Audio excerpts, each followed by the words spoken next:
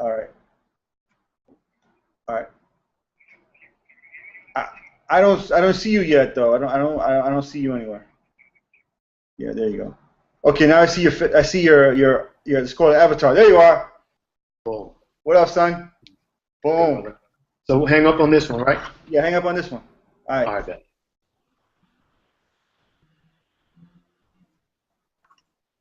Okay, can you hear me, man?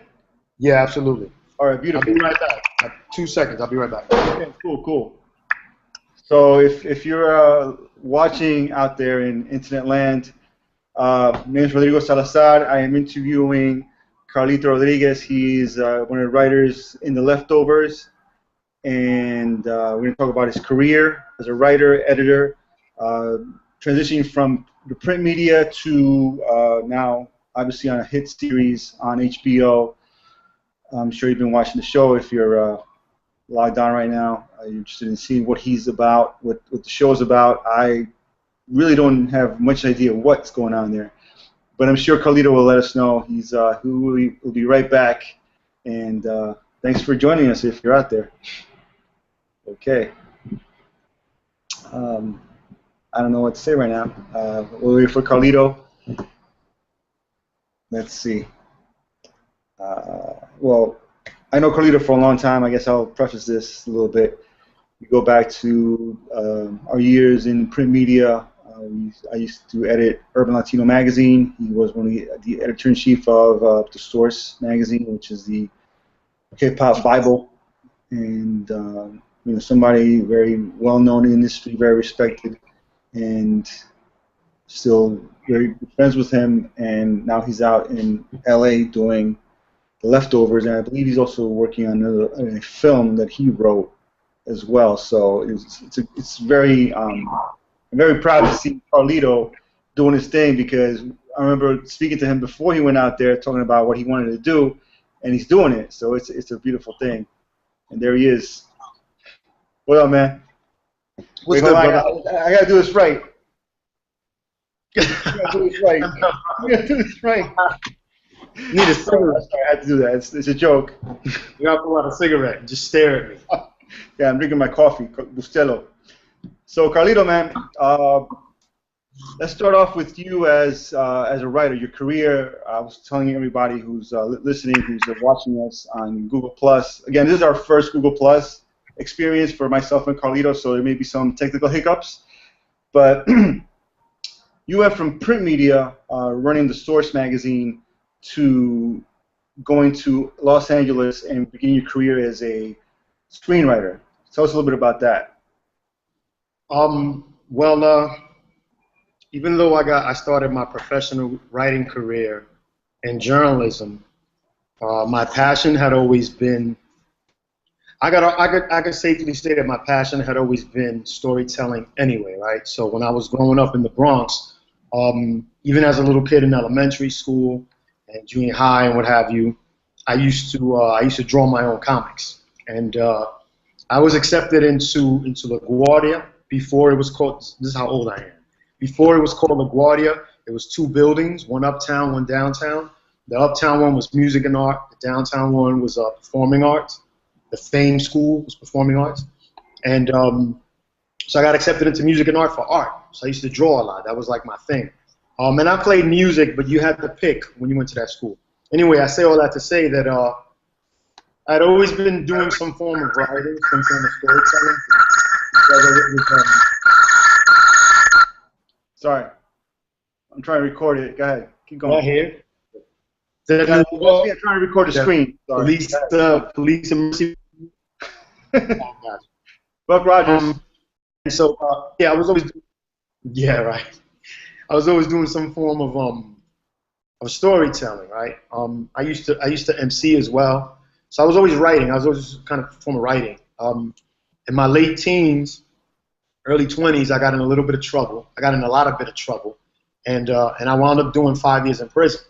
And so in prison, because obviously you got a lot of time to think, and not just think about the past and I messed up, but think about the future as well. And I kept coming back to this idea of writing. Damn, I want to tell some stories, So anyway, when I got out, I used to, well, while I was in there, I saw your former magazine, of course, and that was really inspiring for me because I felt like finally somebody was speaking to like our generation and our generation of just how we grew up in New York, exposed to so many different cultures and people and nationalities.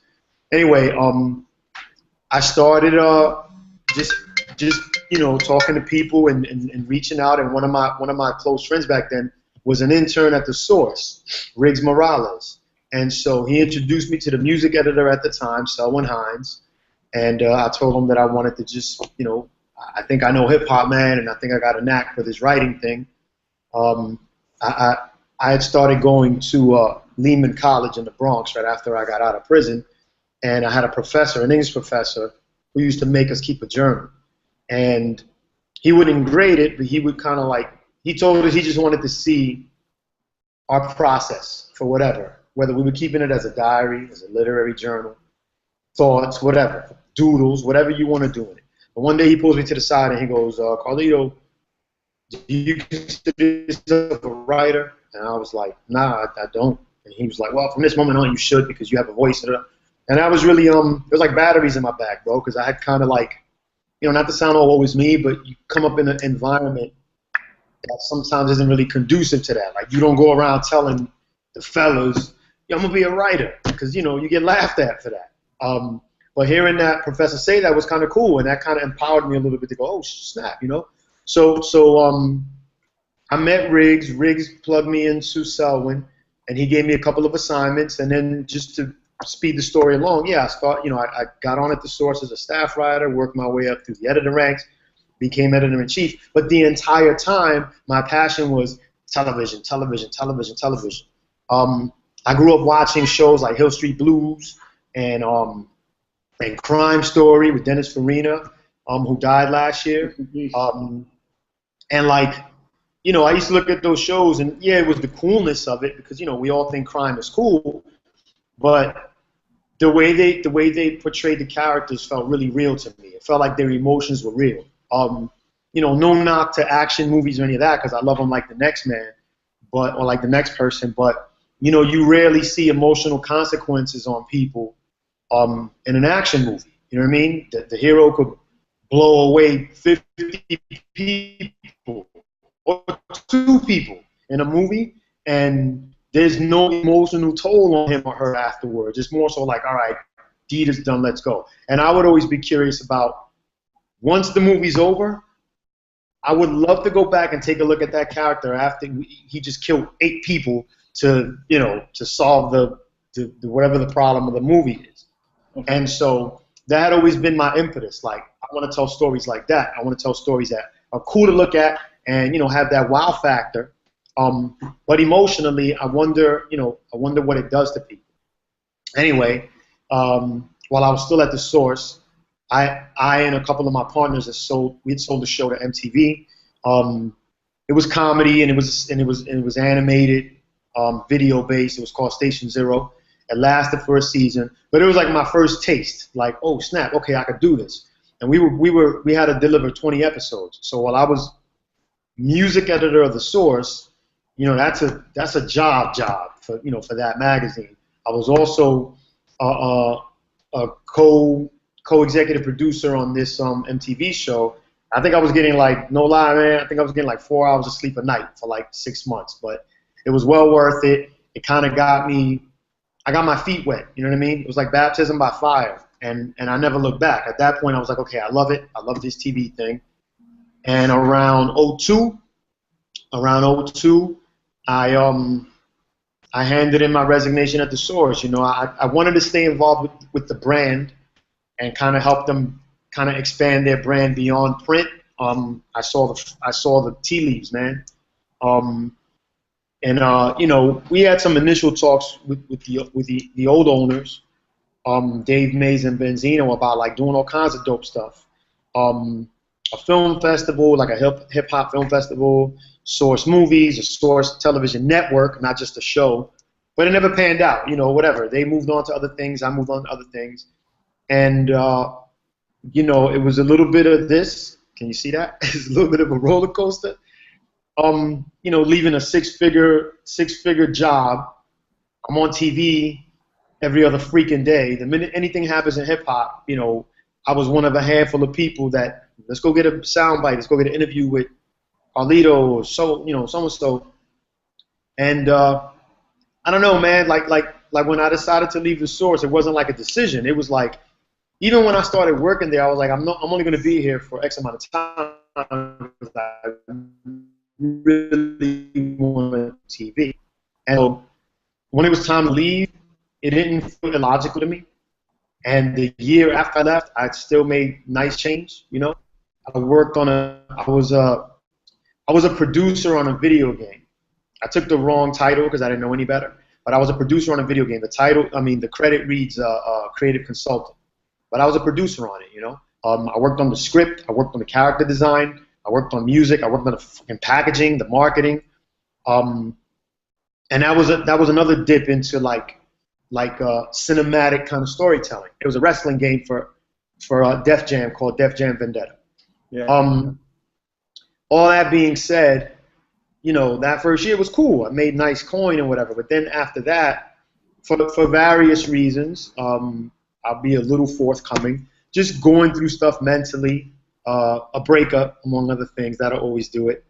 And a few other things that I was going through, man, it's kind of like I kept pushing the writing, but I wasn't being very smart about networking, right? I was relying a little bit too much on, well, people know me, they know who I am. And then I would watch like TV shows on VH1, MTV or whatever, and see like talking heads giving interviews on hip hop, or they'll do like a conference, Latinos in hip hop this or that in hip hop that, and I wouldn't be on there, and I'd be like, what the hell, man? Like, did I just become a footnote? Like, what happened?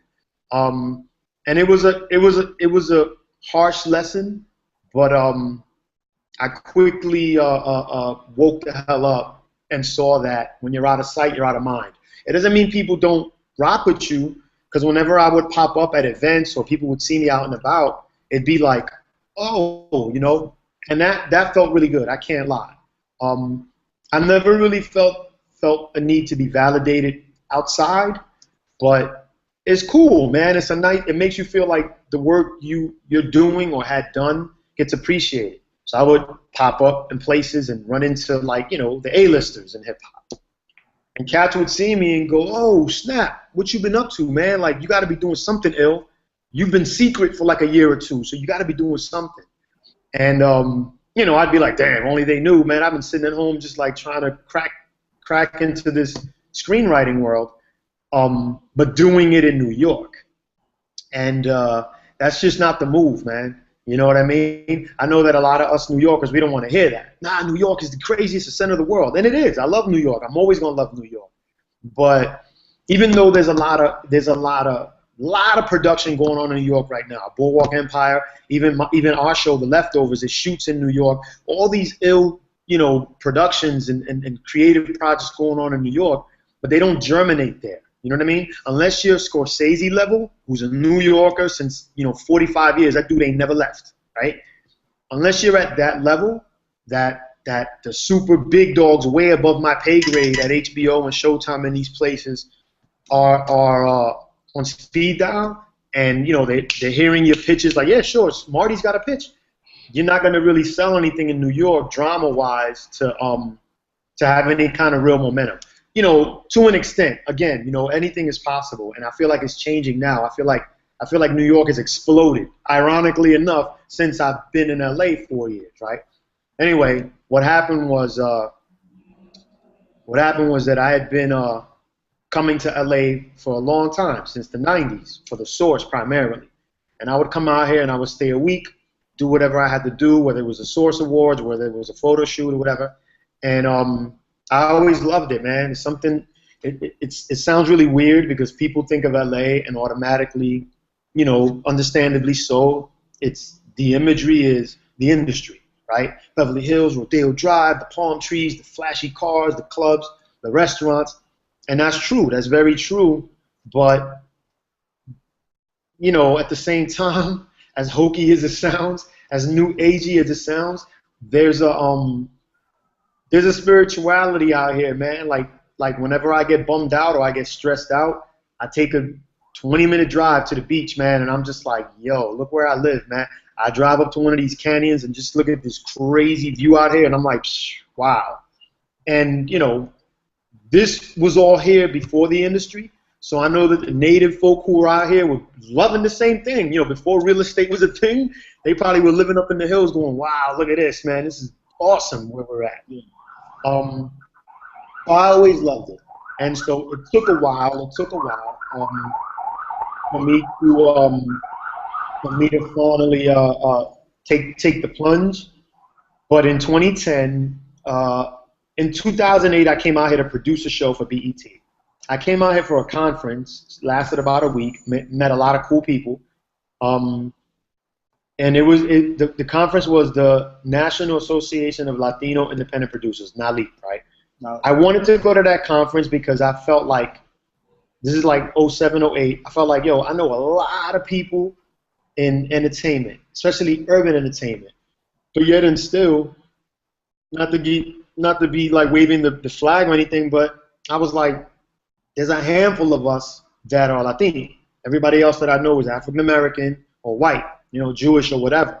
And there's a handful of Latinos, and there's a whole world out there of Latino filmmakers and actors and writers and producers, and I want to meet them.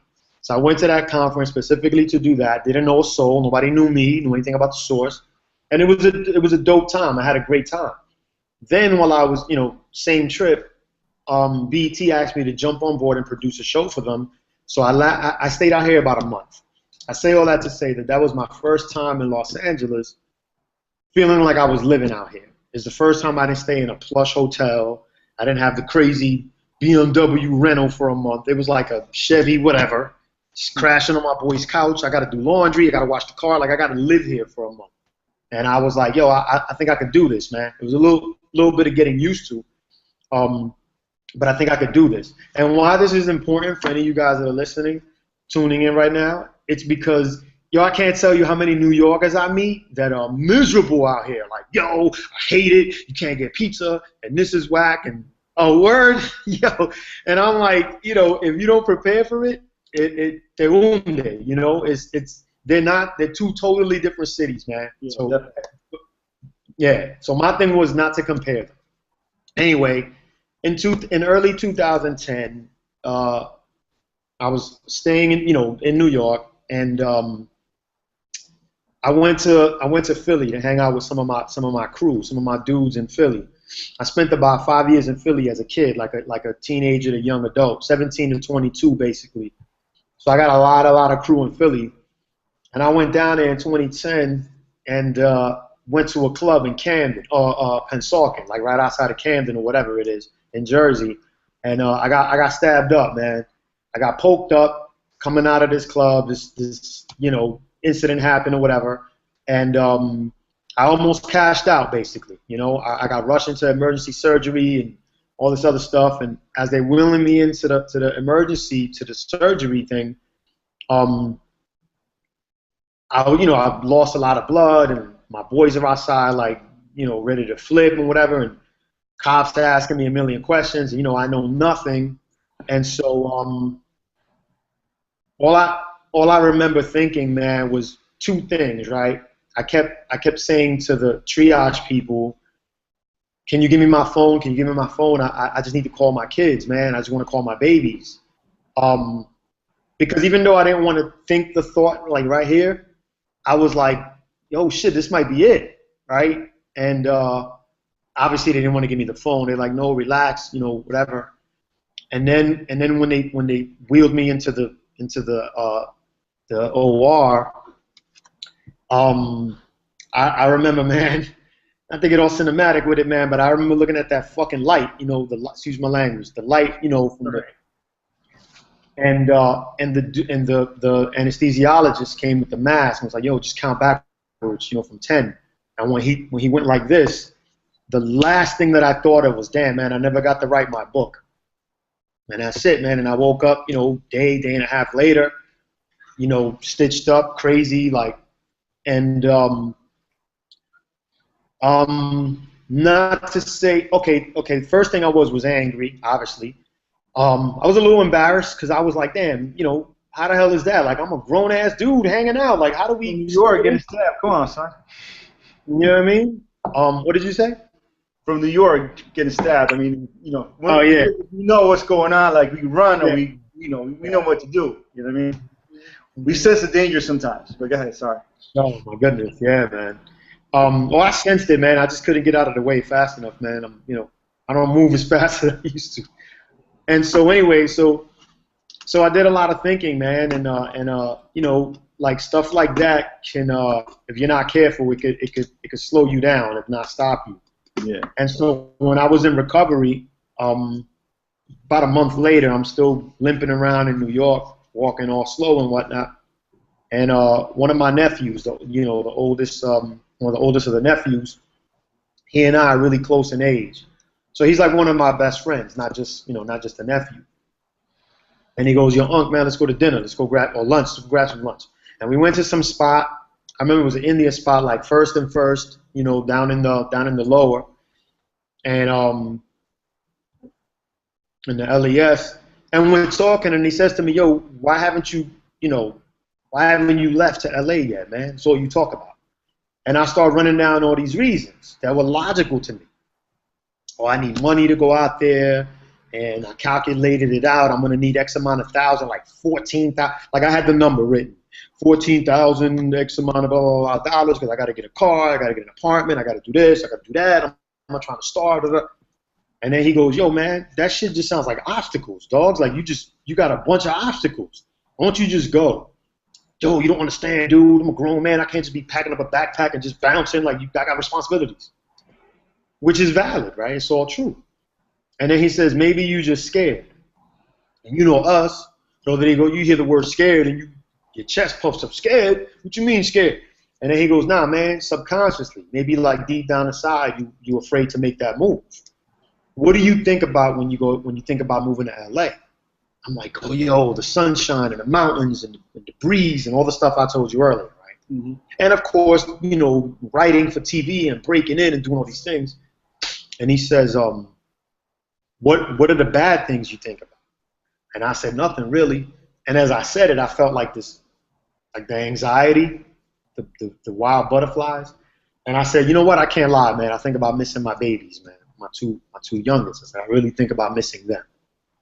And then he goes, well, maybe that's it right there. Maybe you shouldn't see it as you leaving them. You should see it as you just making a little bit of a sacrifice, man, to kind of, step it up a little bit more and just really, really take off and do what it is you're passionate about doing. And I went home that day really thinking about that, right?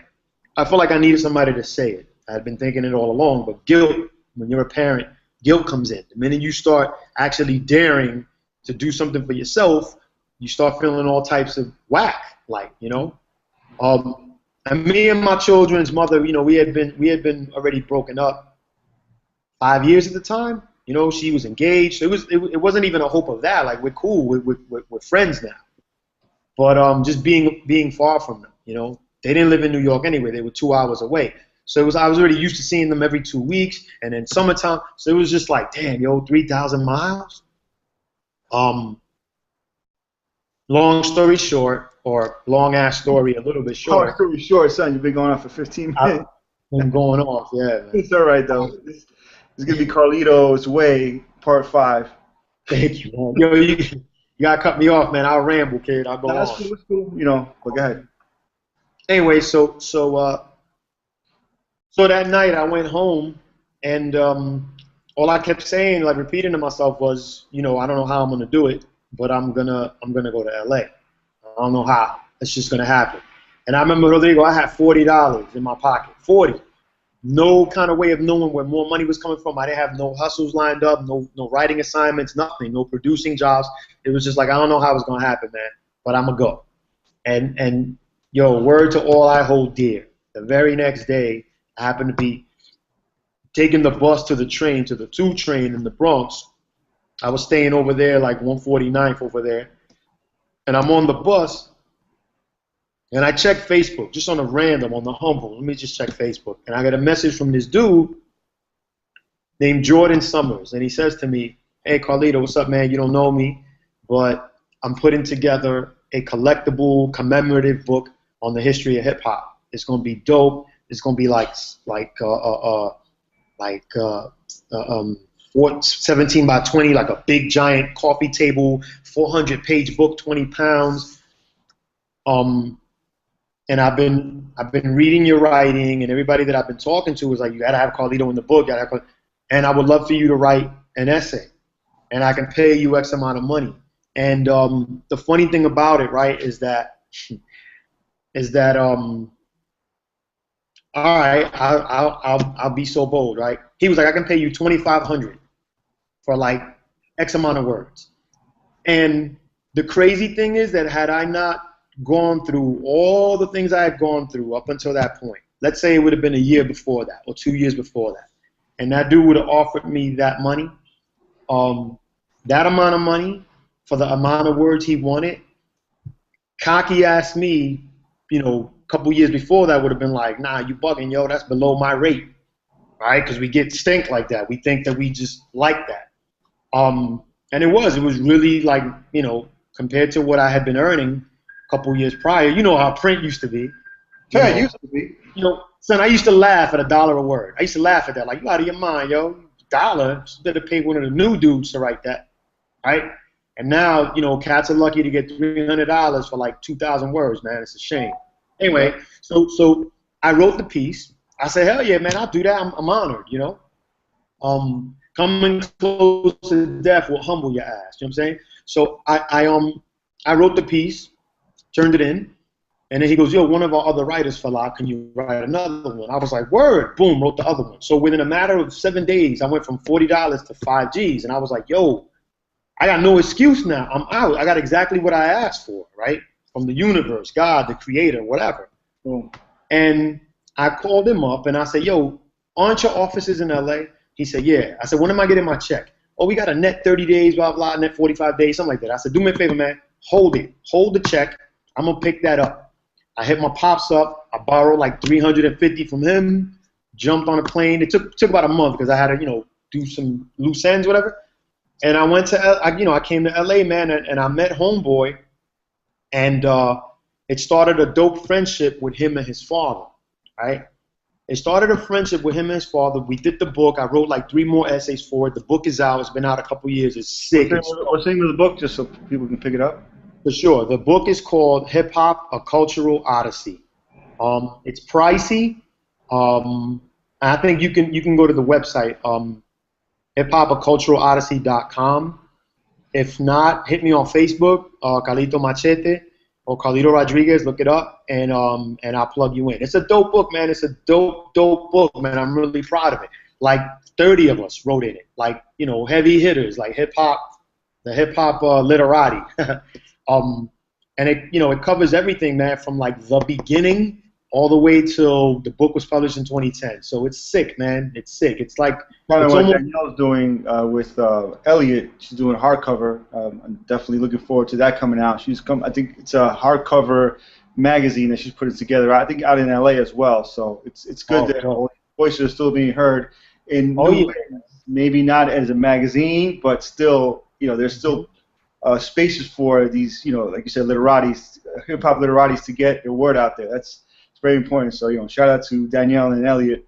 They're definitely doing stuff, man. But you know, just to speaking of editing, let's talk a little bit about how you got involved with Leftovers and how you got down with that crew of writers. You know, in terms of how that crew was started and how that process of creating something so, let's call it out there, begins, because I don't really know what's going on in this show. I watch it and I have a lot of questions. I know you can't say everything you know about it, but where you going, Carlito? He's running away. Man, it's hot as hell Go ahead. Well, that lengthy ass story I was telling you of how I got out here actually plays into that, because the dude that hired me to write the essays in that book, when I went to meet him at his office to pick up the check, I met him and his father in person for the first time. And his name is Jordan Summers. His father's name is Jeff Wald. And me and, you know, I hit it off with both of them, right? But me and Jeff, man, you know, at the time he was like late 60s. He's 70 now, you know. So Jeff is his old school, man, like Hollywood veteran, but he's also a Bronx dude. So when he met me, he was like, you know, tough Jew from the Bronx, like Fordham Road. And he's like, where you from? I'm from the Bronx, man. Get the fuck out of here. I'm from Fordham Road and, you know, fucking Morris Avenue. And I was like, what? I lived on Morris when I was like 8 years old with my father. He was like, oh, that's probably after my time. Man, and we get into this dope conversation, and it didn't dawn on me until after I left his office that I'd read about him before in Russell Simmons' book. Russell Simmons talks about Jeff and Jordan in his first book, Life and Death. So it turns out that Jordan, okay, so Jeff from the Bronx, bounced out of there to, like, you know, go to college, whatever, and he told me that in high school, his counselor told him, you're either going to end up a gangster or a politician. And the joke he says is, well, you know, I combined the two and I got into the music business. So basically, Jeff was the manager for, yo, you name it, right? So he was managing and booking Oscar Brown Jr. Look him up, he's a classic. Tiny Tim, believe it or not. Helen Reddy, who's Jordan's mother, by the way. I Am Woman. He helped break her career back in the day. That's my boy Jordan's mom. And she's a firecracker, man. I love that lady. She's like 70 with a mouth on her, man. Still singing. She still does. People still book her to do shows. Jeff managed Donna Summer, George Carlin, Paul Rodriguez, Crosby, Stills and Nash, Sylvester Stallone. Like, he's just a Hollywood vet. Anyway, just in kicking it with them, I was out here for like a year. I helped them do marketing for the book and a couple little events here and there. One day I said to them, hey, listen, man, I came out here to write TV, so I'm looking for representation. When I was in New York years back, you know, when I was in New York, I used to be represented by William Morris, but my agent left William Morris, and then he passed away a couple years later. My agent was a guy named Manny Barron, who was the rep for a bunch of us, man, in the kind of hip hop journalism, hip hop authorship world. Manny, man, R.I.P., man, that dude was a good guy. And I told Jeff that, and, you know, and Jordan, and they were like, all right, cool, you know, and they were like, hey, send us something to read just so we can vouch for you for real. We know you can write, you know, the prose and essay stuff. Send us a couple scripts. And I said, yeah, sure. So I sent them these scripts that I'd written, and I get a call the next day, and Jeff is like, yo, this is really good stuff, and I think I can help you get this sold. And I was like, cool, man, whatever. So again, you know, Jeff being this gregarious, larger-than-life personality, I don't know if you remember a TV show called The Contender, but he was the executive producer of it. That was his show a couple years back, among a bunch of other stuff. Anyway, so he sends my script out, all right? I'm going to send it out to a couple of people that I know. And I get this email the next day from his son saying, oh, yo, just so you know, FYI, kind of like an update, just to keep track of who's reading it. Here's who's reading the script. And I see names on there like Brian Grazer, you know, Richard Pepler, who's the CEO of HBO, freaking Kevin Riley, who up until a few months ago was the CEO and the chairman of Fox, Jeff Wachtel, who's the head of USA, like all these big ass names. You know, what's his name? They used to be at Chris Albrecht, used to be at HBO and His Stars, and I'm like reading his email like, God damn, dude, your pops doesn't like deal with middle management. And he goes, nah, man, it's just that he's, you know, all these guys are his peers. They all know him. You know, why fuck around? So I was like, awesome, dope. So the Richard Pepler at HBO read my stuff. He calls Jeff. He goes, I like this dude's stuff. Who is he? You know, what's his story? Now the thing that I like to share with you is, you know, I just told you that long ass story. I need to condense it. But the thing that I've learned out here above all else is that everybody wants to know your story, right? Because there's nothing wrong with having grown up a certain way, and you go to college and you've always wanted to be a writer, and you follow the path and you pay your dues, and boom, you're a writer. There's nothing wrong with that. We all got to bring our emotional truth to the table. Mm-hmm. But you know me, Rodrigo. Like, I never went around like to me, having gone to prison, that ain't some shit I'm proud of, man. I don't walk around with it like, yeah, son. Like, that's not me, man. I feel like I was stupid for getting caught, to be honest with you. But, you know, I remember the first meeting we took at HBO. Long story short, HBO was like, we want to meet him. So I go to HBO, and I met with 3 of the execs there, in 2012. And I remember we had a great meeting, 2.5 hours. It's called a general meeting, and you just chat with them for 2.5 hours. First thing that blew my mind is that they were reading back parts to me of my script. Oh, and the part where this happens and that happens, oh my God, it's sick. And I was like, yo, y'all really read my stuff. That's bananas to me. And then, of course, I'm more extra gushy, man, because I don't know what the fucking protocol is out here about keeping a poker face. I don't got time for that, bro. You know what I mean? I just don't have time for it. So I went in there like, wow, I'm sitting at fucking HBO, and they were like, we love your script, whatever. And I was like, me first. Oh, yeah, Carlito, what's up? And I said, yo, man, I grew up in the Bronx, man. I'm a Yankee fan, yo. Every April, I expect my boys to bring me a trophy in October. That's how I view the Yankees. You HBO cats are the Yankees of this television shit. Like, do you guys know from the beginning we want Emmys? They start laughing. Oh, thank you, man. We really appreciate that, whatever. So I was just geeking out to be there, man. All that said and done, 2.5, 3 hours later, we part ways, but with good energy, right? And there's a young executive there named, they were all cool, David Levine, Kathleen McCaffrey, crazy cool peoples. But there's an executive there named Francesca Orsi, man, who, yo, man, I love her, man. I do not hesitate with that one. She's just so thorough, such good peoples with me. Because as we're leaving, all she said to me was, stay in touch with us, Carlito. We really want to work with you. And I was like, yo, like that's it. That's what I came out here for. Boom. So now we fast forward, mad time passes. I check in with her here and there. I read anything in the trades about HBO doing something good, or they win 1 million Emmys. Hey, Francesca, congrats. Oh, thank you. So she and I just stay real cool. A couple months later, I hit her up and I say, I got something I want to pitch y'all. Oh, cool. Send me some thoughts on it. A little quick email. Well, it's about this, that, and the other. Oh, I love it. Come on in. I go in and pitch it. I thought it fell flat, but she was like, you did it. You kicked ass, whatever. Boom, cool. They passed on it, right? They passed on the pitch about a week later. But I remember when I left the meeting, Jeff says to me, hey, let me ask you a question, man. I said, what's up? He goes, why don't you ever talk about the fact that you were in prison? And I was like, I don't know, man. I don't think about that stuff. And he was like, are you ashamed of it? And I was like, nah, I'm really not. I don't trip. Like, everybody in hip-hop who knows me from, the journalism world, they all know the story to a point. Like, I don't trip. I just don't walk around like, yo.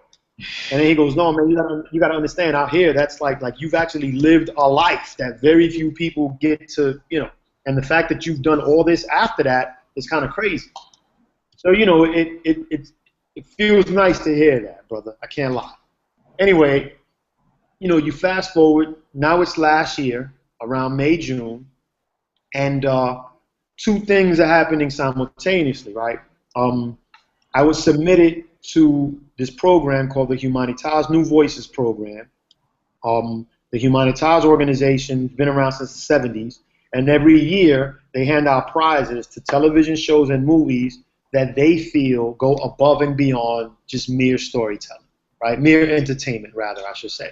They illuminate and give props to shows and movies that speak to the human condition. So about 3-4 years ago, they started a program called Humanitas New Voices to identify up-and-coming writers that are otherwise unknown, to kind of give them like an introduction to the TV industry, right? Somebody just submitted me for that. They accepted me. They accepted my application, and I was going through the process of pitching and submitting script samples and what have you, and a bunch of interviews. And while that's going on, I'm every day going to the same Starbucks that I started going to when I first moved out here to do my writing and just emailing. This is like my little home office. And this place became, I was like Norm on Cheers there. Like, everybody knew me, I knew them, I had my little corner. Yeah. What up, Carlito? Like that kind of spot.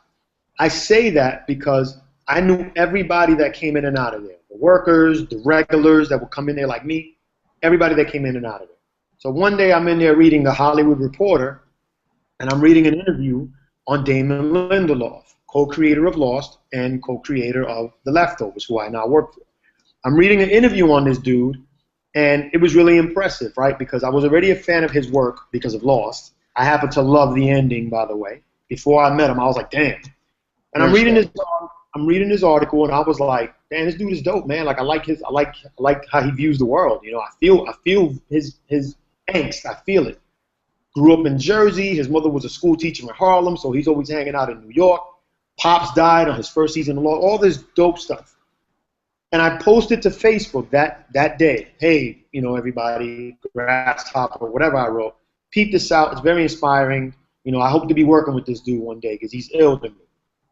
And brother, the very next day at that Starbucks, I'm sitting there and I look up and this motherfucker's standing right there waiting for a coffee. And I couldn't believe it, man. Like when I saw that, I was like, get the. And before I could talk myself out of it, before I could be that New York dude who's going to be like, I ain't going to dick ride nobody. Before I could do that nonsense, I popped off my earbuds and I walked over and tapped him on the shoulder and was like, sorry, man, I know you're grabbing a coffee. I don't want to interrupt or nothing, but I just want to tell you, I read the article on you yesterday, and it was really dope, and you're an inspiration, man. Good luck, good luck. In the article, they announced that he was about to shoot the pilot for The Leftovers. So I was like, good luck with the Leftovers pilot, man. You know, honestly. And he was like, oh, wow, cool, man. Damn, thank you. Just a real nice, affable guy. Thank you, man. Thank you. I appreciate it. And I was like, all right, cool, man. Good meeting you. And I'm about to walk away. And he stops me. He goes, well, what's your name, though, man? Oh, hey, I'm Carlito, man. Carlito, I'm Damon, man. It's good to meet you. I said, good to meet you, too, Damon. And then I was like, all right, cool, man. And I'm ready to leave. And something in my head was like, damn, I can't just let this opportunity just go. Like, I got to say something. And so the first thing I thought of was, oh, you're going to be working with Francesca at HBO, right? And so he goes, how do you know Francesca? And I go, oh, man, I got like the crazy industry crush on her, man. She's just awesome.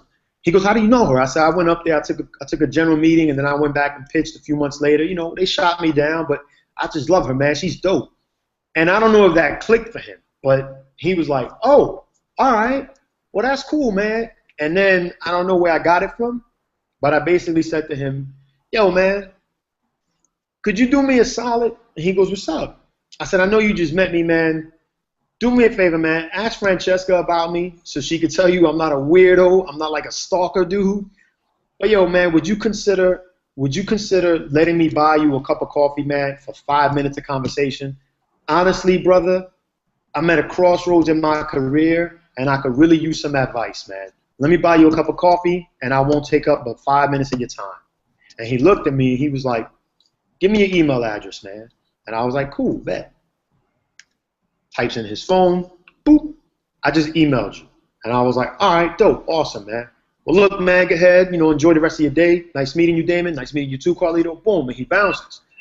So I went back to my laptop, and I was like, you know, like when you meet a girl and you don't want to be like thirsty?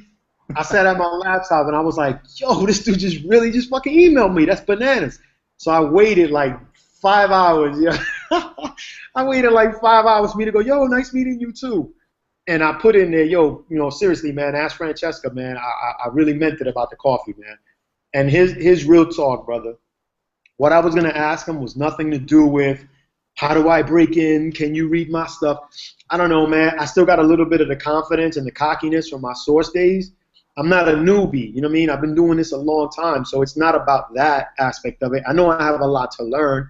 It's not that so much as, to be perfectly honest with you, man, the last couple of years were rough. They were rough, man. You know, I started part of this conversation saying, you know, I left a job making a grip of money. Like I was doing swell at the source. You know what I'm saying? My family thought I was insane. Like, what are you, fucking nuts? You the first one in our family to make 6 figures, and you're gonna what? Are you crazy? It is creative. You are writing, and I'm like, I'm writing about rappers, man. Most of who don't got shit to say, and I feel like I got stuff to say. I want to do my own stories, right? So what I was gonna ask Damon Lindelof honestly was, yo, man, did you ever feel like quitting? Because I felt like quitting, man. I was that close. I'm out here with my little dude. I got him struggling. You know, money's crazy tight. Like, it's not fly, man. It's not hot. And I could have been in New York producing reality with my brother. Like, I could have been doing stuff over there, unfulfilled, but making $2,500, $3,000 a week, chilling, right? And I was going to ask him, did you ever feel like quitting? And if so, how did you get over the hump? Anyway, he and I were emailing each other over the summer. Hey, Damon, congrats on this. No coffee yet, no coffee yet. Hey man, congrats on this. Oh, you cast so and so. Oh, that's dope. Oh, Doctor Who, my son is a Doctor Who fan. Chris Eccleston. Oh, that's awesome. Oh, I love Amy Brenneman. All this cool stuff, and he's hitting me back. I'm not. Again, this is key, right? Because it's one thing to be too fly, too cool for school, and it's another thing to be extra thirsty. So I'm spacing these emails out. Like I'm like, I gotta stay focused on what I gotta do to survive out here. I can't be emailing this dude every day because then I'm gonna be the weirdo that I said I wasn't. So it'd be literally once every 3 weeks. Yo, I just read this. Dope. Oh, thanks, man. Glad you like it. Anyway, towards the end there, I had gone back to HBO, taken another meeting with Francesca, just on some cool shit. She emailed me. She was like, yo, let's meet for like 10 minutes, coffee. I go to her office, and that turns into an hour and a half. That's how cool she is, right? And she's just trying to look out for me. Like, I got some friends that are agents. I'm gonna see if they read your stuff. I'm gonna try to get you, you know. And I even told her, yo, I met Damon Lindelof, man, at a Starbucks, and she was like, oh yeah, no, I don't think there's any opportunities there. I think he's got his staff. And I was like, cool, it's all good, you know. But I just wanted to say he's a cool cat. Oh yeah, he's the best. So as he and I are emailing each other, he hits me one day and he goes, no, I hit him up, and by mistake in an email that I sent him, I had attached an essay that I'd written. I wrote an essay a couple years back, and the title of the essay is Statistic Me Speaking. And it's basically, you know, I feel like I've been battling this shit all my life, man. I feel like I'm a statistic, and I fight against that every day, right? And by mistake, I sent it. It was attached to an email thread from somewhere else I was forwarding, and I was a little embarrassed because you never really do that. You don't send unsolicited stuff. You know what I mean? These cats look at you thirsty, and you know you just don't do that. It's weird. He and I weren't like friends like that. It was like real cordial and real cool. But apparently he read it, man, and was most impressive to me. He read it that day. Like, you gotta understand, this dude is super A-list. For this motherfucker to take time out of his day, like, it just doesn't happen. And apparently he read it and he was like, yo, Carlito, man, this is literally his email. Yo, Carlito, man, you are not a statistic. Fuck coffee, man. Let's grab breakfast. Seriously, as soon as I'm free, let's talk. And I was like, cool, bet. He's in New York. I'm in LA. You know, he was shooting the thing. We kept crisscrossing, couldn't make it happen. Then he hits me one day. He goes, yo, sorry, I've been a little bit out of touch. I'm about to go on vacation with my family. Let's do this after Labor Day. I promise. I said, cool, man, no worries. We'll see you after Labor Day. Just so happens that the day after Labor Day, I get a call from the Humanitas people, and they say, congratulations, you've been accepted to you won. Like they picked like 2 drama and 2 comedy projects, whatever. I think this year they picked 3 drama, or last year 3 drama, 3 comedy, and they picked me. So I won a grant. I won a mentorship with David Shore, another cool dude. He's the guy that created House. He gave me notes on like my pitch, and so, you know, that was like from where I was last year, bro. Trust me when I tell you, the grant came in handy, kid. It got to normalize things for a little while, right? And I emailed everybody that I'd connected with out here, like in the industry, on a cool vibe, like Francesca at HBO, other couple of people at NBC, Fox. Hey, I want to share some good news with you. And one of the people I emailed was Damon. Yo, Damon, sorry I haven't been in touch. Been a little bit hectic, but I want to share some good news with you. And this was the day before the luncheon where they give out the awards for the Humanitas prizes and the new voices, you know, the newbies. Hey, Damon, I want to share some good news with you. Boom, this thing just happened with Humanitas. And that dude's email to me was literally, number one, can you send me something to read, like right now, ASAP? Number 2, my afternoon is open. Is there any way you can come meet with me at my office? Are you in LA? Are you close? Can we talk? And I was like, yeah, sure, here, read this. Because remember, he had never read my stuff. I never was like, read my stuff. So I sent them 2 pilots that I had written. And I go to his office. And in his office, man, we chatted for like an hour. He asked me about my life and, yo, like, what was the whole prison thing? And I told him, how do you know Francesca again? And I, reminded him of that. And then, mind you, man, on the way driving to his office, I was like, what the hell is happening? Why is he moving so fast? And I Googled really quick, Damon Lindelof, The Leftovers, and I saw that it had just gotten picked up for a series order, like 2 days before that. Brother, I was losing my mind driving to his office like, yo, wait a minute. No expectations. Don't think about nothing. It's just take it in stride. Anyway, man, he offered me the job, man. He was like, yo, would you like to work on the leftovers, man? Like, I don't know what you got to do for Humanitize since you want that, but I'm offering you an opportunity to just dive into the pool, man, and learn this job by being in it. And I was like, hell yeah, kid. And that was last year, man. That was last year. And I've been, I've been blessed, man. It's a miracle. And then what the show is about, I'm not even joking when I say this. I'm not a religious person by any stretch of the imagination, man, but damn if I don't believe in something, because, yo, the way that happened to me was just, that dude, yo, I'm telling you, man, it blows my mind, man. How he popped up at the Starbucks, like he had never been in there before, and he told me that. I told him, not during the interview. I said, later on I'm going to tell you about the crazy day that Starbucks was. And he was like, I hardly ever go in there. And I was like, yeah, I know you hardly give it, because I be in there every fucking day. And I remember when we started the writers' room, and when I met all the other writers, I introduced myself. Hey guys, I'm Carlito. And I remember one of the writers, Jacqueline Hoyt. She was like, "Are you the Starbucks guy?" And I was like, "What?" And she was like, "Damon told me the story about how he met you, and that's crazy." And I was like, "Wow, yo." So, yeah, man, it's been a hell of a ride, man. It has been a hell of a ride, brother. And that's how I got on Leftovers, man.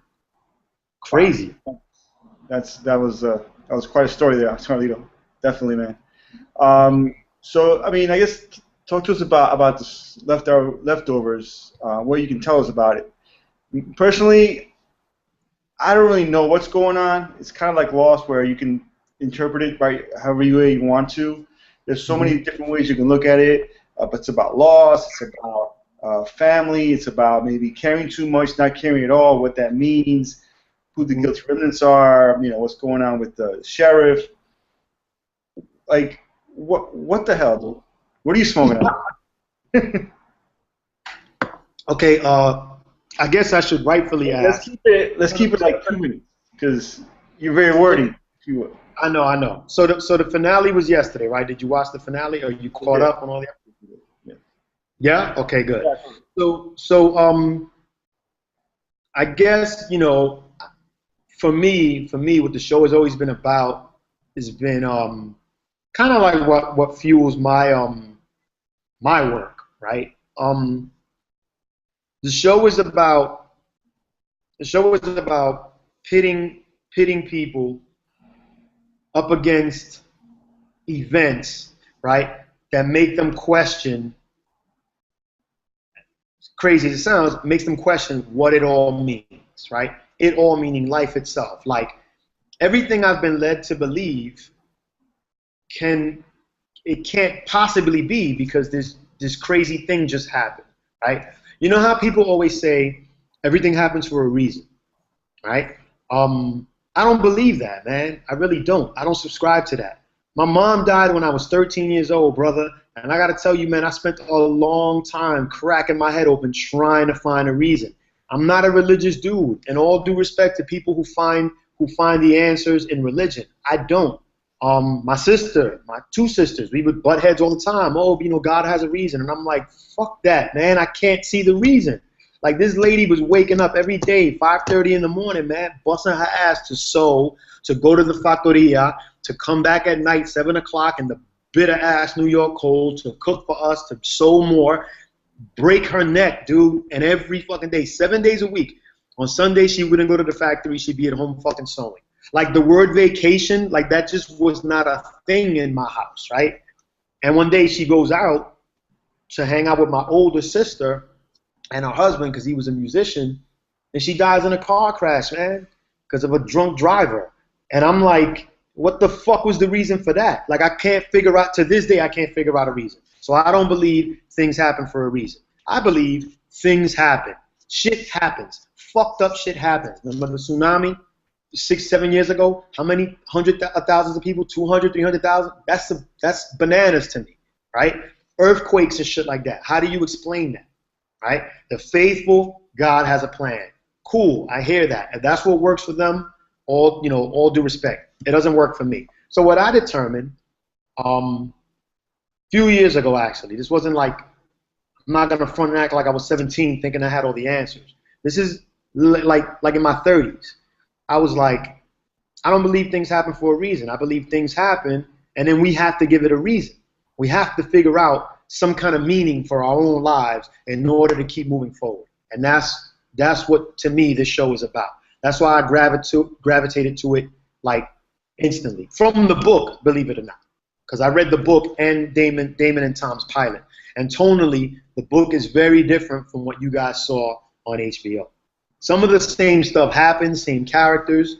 Kevin in the book is a mayor, not the police chief. Damon and Tom made him the police chief to make him more active. But tonally, it's a lighter tone, but still sad as hell. I had to put that book down 4 times porque me salían las lágrimas. Like, I would get choked up reading it on the subway. Like, oh my God, it's just so. Nora in the book. That's kind of like what I meant. It's you could bring so much of your own emotions, your own sadness, your own happiness into this this show, and it's kind of like we don't know what's going on, you know, and we don't know why or who or what, or at any moment anything can happen. So do you enjoy the moment? Do you care about these people being your family, or maybe you don't because, hey, if I love you too much, you can be taken away. Like it's in a way, it's kind of like you could put so much of your own experiences as a viewer into the show, and you've been, I mean, your crew, the writing room has been able to make characters that make us care about, you know. And thank you. I think it's kind of like you're seeing a lot of despair, a lot of hurt, a lot of blood, a lot of things going on, a lot of bad things happening to people, but you kind of feel like you have to keep on watching for some reason because you want to know what the hell is going to happen next, and maybe you're like, okay, maybe next episode it'll explain that. So when you're writing it, do you guys know in advance, like how far in advance do you write it, or is it something that you kind of like go along and make up as you go, like, you know what I mean?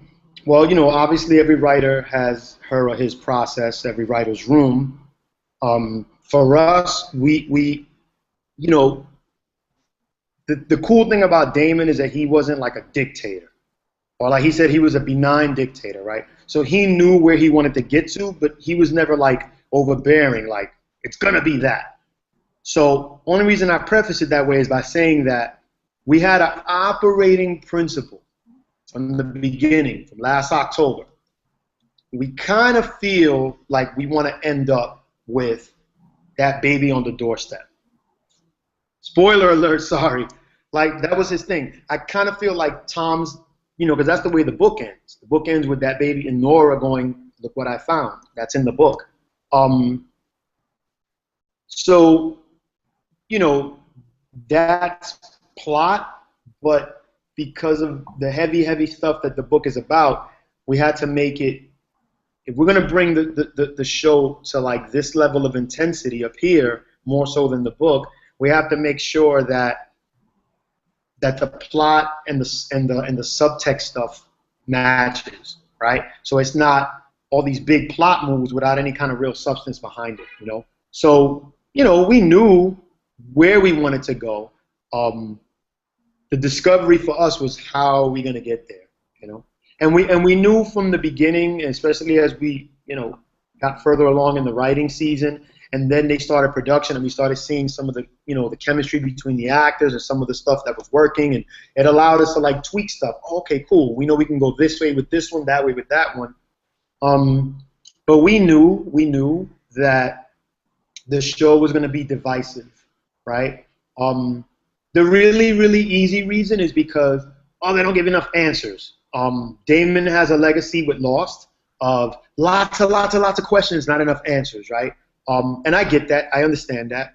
And then you come off of a show like Game of Thrones, which I love, is one of my favorites, but you don't really think much about Game of Thrones once it's over. I love it, but you don't sit around thinking about your own life within the context of the Game of Thrones world when it's over, because not really in danger of getting your head chopped off because you're sleeping with your sister and you're going to take over the throne. Like, that's just not our life. It's just a cool-ass show, though. Mm-hmm. Breaking Bad, a little bit more, right? Our show, man, is all introspection, and that's not to be all like that, but it's a tricky balance. So we knew people were going to either be on board because it's like, yo, this show really freaking makes me think about me. But it's also a little bit about other people are going to be like, fuck that, I don't want to think about that stuff right now. So. Yeah, it's just kind of like it's about the journey instead of destination. Because if you look at the ending of Sopranos, nobody knows if Tony got shot, et cetera, et cetera. But after a while, you get over it. You know what? It's that was the ending. Get over it. Remember this beautiful, like, beautifully shot series that everybody was talking about. It was so great. It was one of the best series on television. Hey, remember that? Forget about the ending. Right. Whatever you want. But if the journey is interesting enough, if it makes you care enough about the characters and the structure of, you know, the story, you know what? That's enough. You know, there's enough crap on TV that you're like, whatever, you know, reality shows, whatever the hell. So it's interesting that you guys are being able to do that. Like, again, I go back to the characters being so well written that you kind of want to know what the hell is happening, you know. And the more you put into it, being introspective, you're more, I guess, disappointed about what happens and what doesn't happen because, hey, you don't know where this is going. You know, if it's going to be another, you know, taken away, whatever it is. You know, it's kind of weird that's going on like that. But now you mentioned about like Sopranos, spoiler alert, the fact that everybody is watching stuff on demand and, you know, on their phone and mobile and like whenever they want, as opposed to before where you have to watch it on a Sunday night. Does that come into play at all as writers? Does that even register as something you got to worry about, or you know, it's going to be on Twitter, so let's not do something you know, that's going to preface anything, or is that not even the case? That's a really good question, man. Damn, that's a really good question. Thank you. Well, nah, because you know what? It's really relevant, man. It's really relevant today. I read an article I want to say about a year and a half ago with the guys who write House of Cards.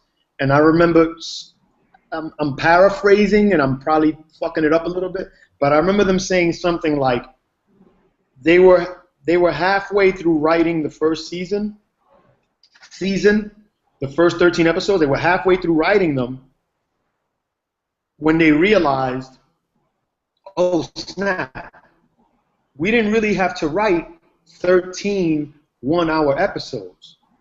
We really just had to write a 13-hour movie. Think about that. In other words, when you write an episode, you got a fixed time frame, right? But on Netflix, theoretically, you don't need a fixed time frame. We're only used to the half-hour and hour marks on TV, believe it or not, because of 65 years ago, you know, selling ads. You know what I mean? So the original programmers, right? So for us, it was like the only time we purposely like paid attention to how this is going to play out on a week-to-week basis is episode 8, 9, and 10.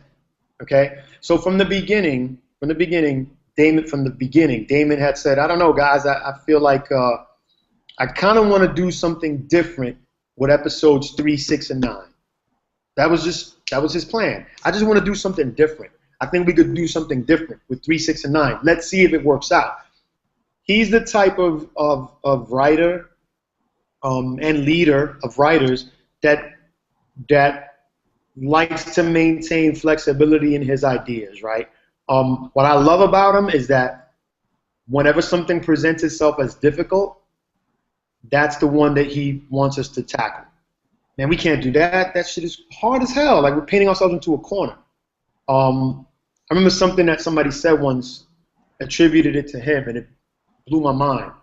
I think it was J.J. Abrams who said it when they were working on Lost, that whenever somebody would say, we just painted ourselves into a corner, somebody said, it might have been Damon, well, let's just paint up the wall. And I was like, damn, that's kind of ill. So he would always have us approach the stories that way. So 3, 6, and 9, guys, I want it to be different. So since we knew early on that 9 was going to be, first thing we knew was 9 should be all Garveys, right? The Garvey family. Yeah. Then, you know, shortly after that was 9 should be, you know, before the departure. you know, and maybe we should end with the departure because we only showed a little bit of that in the pilot. 3 minutes, boom, departure happens with the little baby in the laundromat. And so that's the only time that we knew, like that we were thinking outside of the bubble of just the story itself and the world itself. And when we started thinking about how's this going to play out on a week-to-week basis, and we realized, oh snap, episode 8 is going to end with how it ends with Patty. And then I hate to say this, we're like, boy, we are fucking with the audience because they're going to want episode 9 to be like, well, what the hell happened with Patty? And it starts with him jogging, and we kind of were hoping for the response we got, which was, you know, I was trolling Twitter, man, looking at Twitter when episode 9 was airing to see what people were saying, and they were like, wait a minute, did he just say fucking and just left her there? And now he's jogging, he doesn't care? What happened? And when people finally realized that we were going back in the past, you know, and I think it worked. But that's the only time, bro. That's the only time. Like we didn't really think about the outside world, or rather, you know, how the stories play out, and that influenced the writing. Like you know, I know you go on Twitter a lot and you interact with the fans of the show. Does that at all ever come into play? Like, do you ever take any parts of what somebody, like maybe some fan fiction or something, say, oh, maybe you should do this? Does that ever make it into the show at all, or does it make you think, oh, man, that's a good idea? No, because we finished writing. We were done in June. Okay. We were done writing in June, and production finished the week after that. They finished shooting about 2 weeks after that. The finale was done. We finished writing the first week of June, around there. Just rewrites and, you know, just little touch-ups on pages. But hot off the presses, man, it went right to New York, and those guys shot it, and it was in the can. And so by the time we actually, well, me, there aren't, from what I can tell, it's pretty much as far as the writers go, the only ones who are, from what I can tell, seem to be active on Twitter are Kath Lingenfelter, who's my sensei, man. I love her to death, man. I've learned so much from her. And me. I know that some of the cast tweets, Amy Brenneman is on there, kind of like drumming up interest and spreading the love constantly. Michael Gaston, who plays Dean the dog killer, that's my man. The Carver twins, the Frost twin man on the wrong team. yeah. Dog the bounty hunter. The Frost twins, Max and Charlie Carver, they're on there all the time. And Q's on there, who plays Christine. So anyway, by the time I started tweeting leftovers, and and people started realizing, oh, this is one of the writers from the leftovers, it was too late to even consider any of that. Yeah. And do the writers ever get to go to New York and see their words come into action at all? And then what's that like? I mean, as a writer who wanted to be on TV, do TV for so long, is that one of the things you're like, oh man, I can't wait to see my words, on paper? Now somebody's acting them out. What's that about? Like, how's that feel? It's very surreal, man. Very, very surreal. It's a great feeling. I can't lie.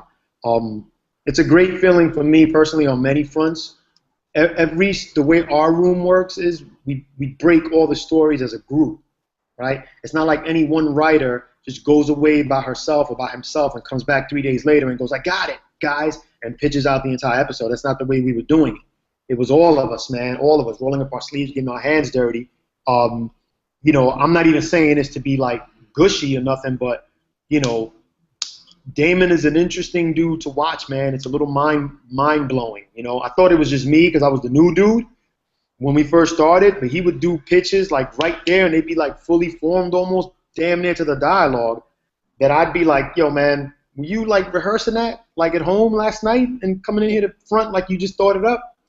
He'd laugh, whatever. And then I asked the other writers, the more senior people like Kath and Jackie, like, yo, am I bugging? Like, is this? And they were like, nah, man, that dude is just awe-inspiring the way he just does that. Like, he's fast. He's really fast. So his pitches are always like, And then Tom, who, the other executive producer, co-creator, he wrote the book. And so they make a nice pair, the two of them, because, Damon is known for the sci-fi, crazy, blow it out up here world.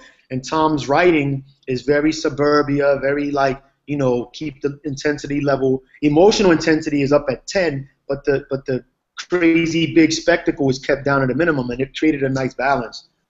As far as us being on set, yeah, it was, it's tricky because shooting took place primarily in New York. We shot like 3 or 4 days out here in LA. When we first started production, actually, the first 3 days were out here.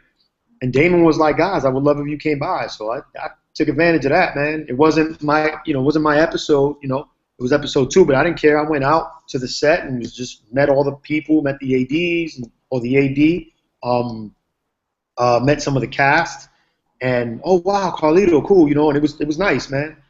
And then once production went, full-fledged in New York, absolutely, especially the senior people, like Jackie would be out there for her episode. She comes back 10 days later. Kath is out there for her episode.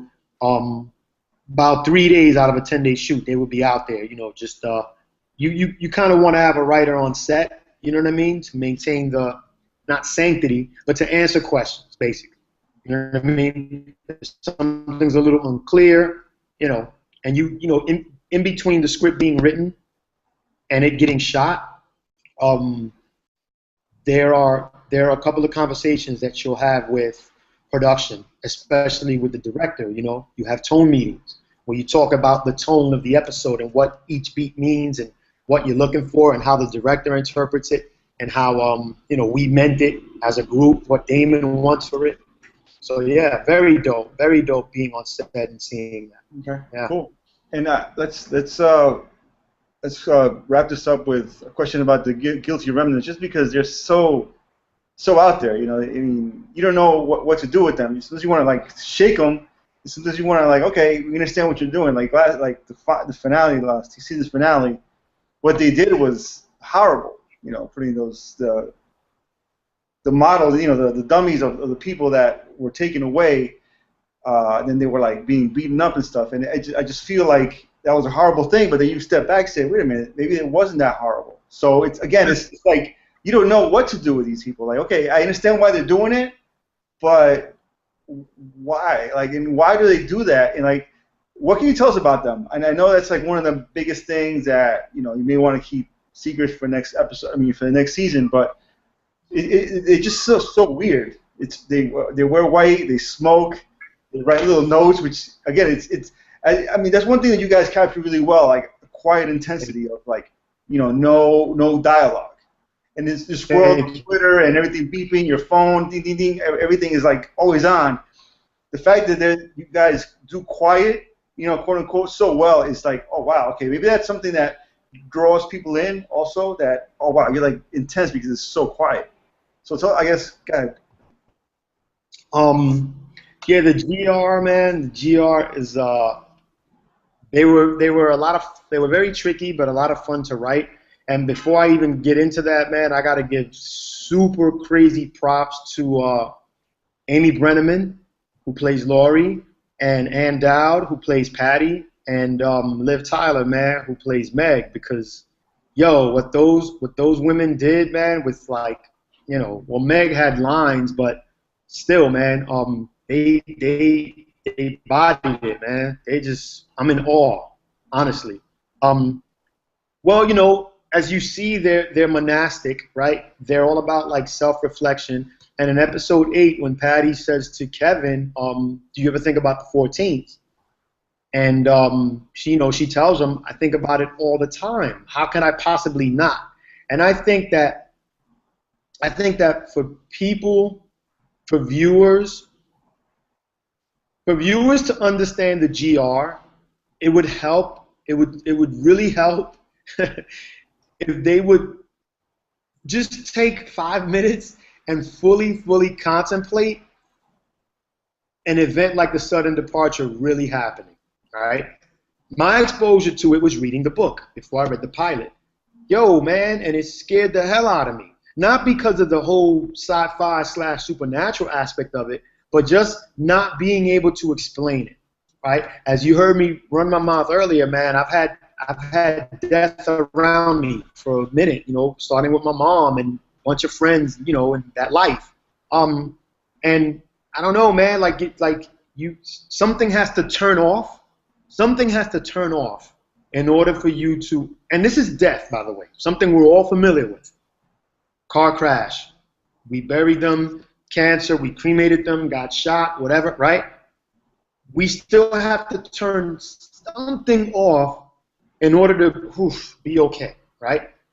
So when an event like the sudden departure happens, even though I wouldn't join the GR, they make perfect sense to me because they're basically saying, you know, I'm being really inarticulate, but they're basically saying, what the fuck was that, yo? Like, what does this, why have a job? Why? You see the kids are like, fuck school, like, why even bother? Like, what if this shit happens again? All this shit is meaningless, right?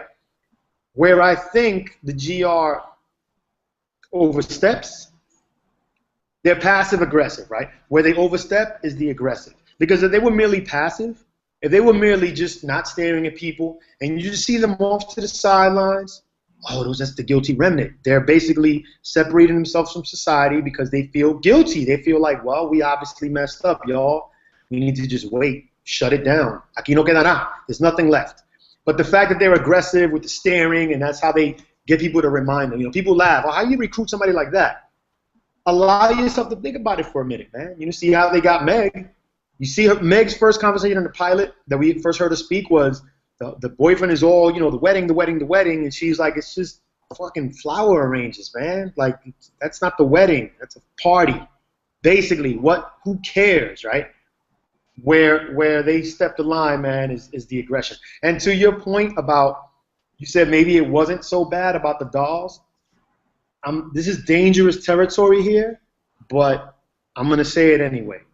Could you imagine what would have happened in New York? You're a New Yorker. Could you imagine what would have happened if a group like the GR, or let's put it in parentheses, Westboro Baptist Church, for example, would have gone to the World Trade Center site and put up a bunch of like real-life looking dolls of like firefighters and cops and whatever who lost their lives? That shit would be insane, bro. People would lose their marble. Just imagine if you lost somebody at 9/11 and you come home one day and somebody's put of your loved one there basically telling you, don't pretend it didn't happen. Like, you would try to kill that. I think you would try to just kill that person. Yeah, it brings up a lot of emotions. Yeah, man, they're funny lot, man. And the thing is, GR, man. We don't know. We still don't know. Are they evil? Are they good? So that brings you in. Like, yo, these guys are crazy. Like, you know, that's really what keeps you interesting, right? Because all they want to do is yeah. Say it again, because that got cut off. It's tricky for us because you're right. Oh, Go ahead. I still see you. Yeah, no, I hear you, but it gets. I think you're talking too fast, so it's kind of takes a while. Go. Oh, got you.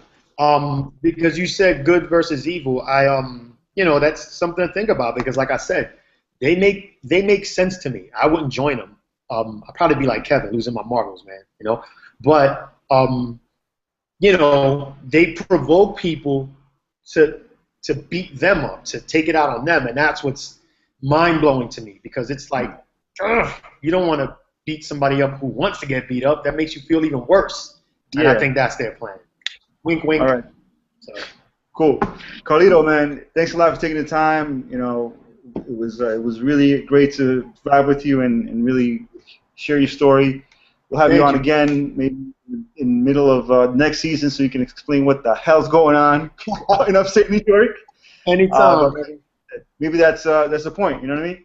So this will give people the opportunity to binge watch. It'll be on HBO Go. Peace, brother. Thanks a lot, man. Peace out.